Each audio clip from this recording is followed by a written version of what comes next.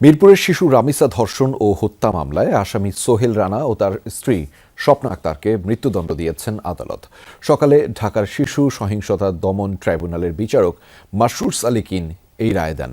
মাত্র যারা আমার এবং আমার পরিবারের বিপদের সময় সহায়তা করেছেন, মানসিকভাবে আমাকে সহায়তা দিয়েছেন, তাদেরকে আমি তাদের কাছে কৃতজ্ঞতা জানাই।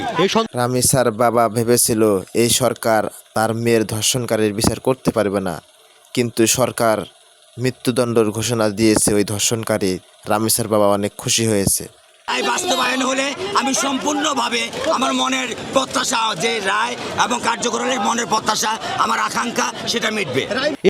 বাংলাদেশে এই প্রথম একটা ধর্ষণকারীর বিচার সঠিকভাবে হইতেছে। এটা বোধহয় এই নতুন সরকার আসার কারণেই এরকম হচ্ছে।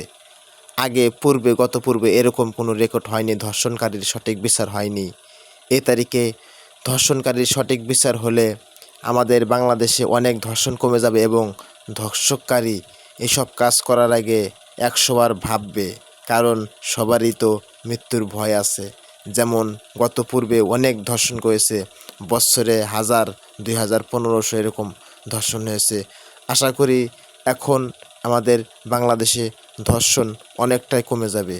দর্শক মণ্ডলী, আপনারা সবাই যদি কোনো ধর্ষক হয় তাহলে আপনারা ধর্ষকদেরকে নিয়ে ভিডিও বানিয়ে সোশ্যালে ভাইরাল করার চেষ্টা করবেন, তাহলে আইন প্রশাসন তাড়াতাড়ি এসব কিছু করার জন্য খুব তাড়াহুড়ো করবেন, তা না হলে আইন প্রশাসন চাপে পড়ে যাবে।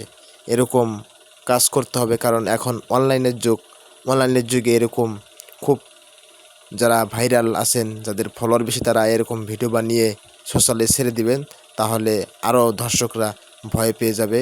এরকম কাজ ধর্ষক করার চেষ্টা করবে না, ধর্ষকারীদের মনে অনেক ভয় আসবে।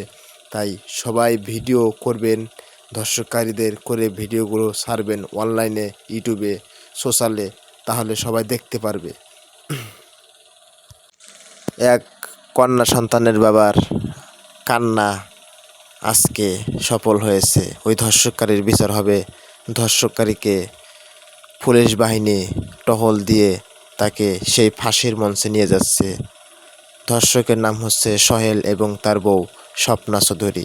তাদের স্বামী স্ত্রী দুজনকেই ফাঁসি দেবে বাংলাদেশ সরকার ঘোষণা দিয়েছে। হাইকোর্ট থেকে ঘোষণা এসেছে, ওই ধর্ষণকারীদেরকে সঠিক বিচার হবে, ফাঁসি দেওয়া হবে। হ্যাঁ, আজকে প্রমাণ করলো বাংলাদেশ নতুন সরকার তারেক রহমান যে সরকার চাইলে একটা দেশকে পরিবর্তন করতে পারে এবং জনগণের হেল্পও লাগবে। আশা করি সোহেল ধর্ষণকারী এবং তার স্ত্রী সহযোগীকারী, তাদের দুজনেরই ফাঁসি হবে। আপনারা সবাই সমর্থন দিবেন। এরকম ধর্ষণকারীদের যেন আগামী সামনেও এরকম ওপেনে ফাঁসি দিয়ে মৃত্যুদণ্ড দেওয়া হয়, তাহলে আমাদের বাংলাদেশে অনেক ধর্ষকই কমে যাবে। আসসালামু আলাইকুম। আমার চ্যানেল নিউজ এ পর্যন্ত শেষ। সবাই ভালো থাকবেন, সুস্থ থাকবেন, সবাই নিজের প্রতি খেয়াল রাখবেন এবং নিজের মেয়েদেরকে ভালোভাবে খেয়াল রাখবেন, কোথায় যাচ্ছে, কী করছে, সব দিকে খেয়াল রাখবেন।